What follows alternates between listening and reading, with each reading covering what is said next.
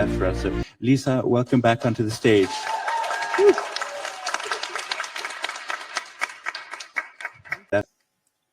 So when my sister was little, she had this idea in her mind that when she grows up, she wants to become a tree.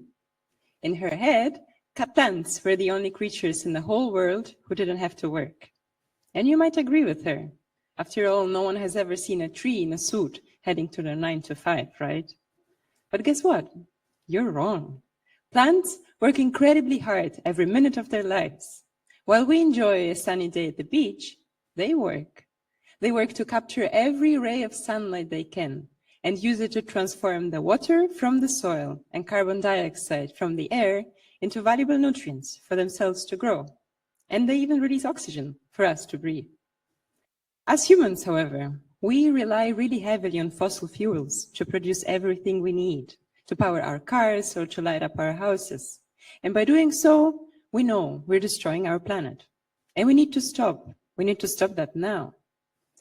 In fact, what if I told you that on a very sunny day, the sun can provide us with enough energy to do anything, everything we need on the whole planet?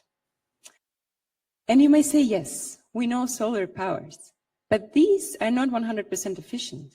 There is still a lot of energy that is being wasted because we don't know how to transport it to less sunny areas or how to use it for less sunny days.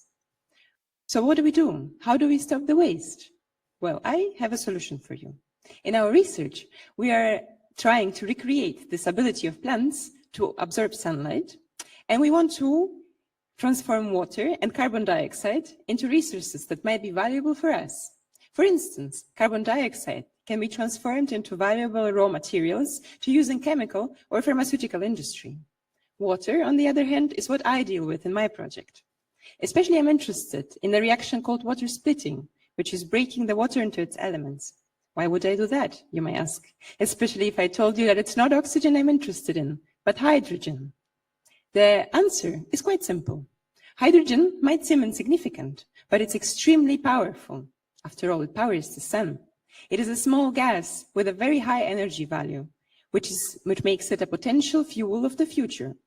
In the lab, I'm making catalysts that help the reaction of water splitting happen without getting damaged themselves. Hydrogen produced in this way is cheap and sustainable. And above all, it's green. It has a zero carbon footprint even when we burn it. Wouldn't it be great to power your car with something that leads to only water coming out of the exhaust pipe? I think it would. So let's get inspired by plants. Let's use sunlight to produce something from something that's very abundant to us. Let's be green and kind to our planet. Thank you.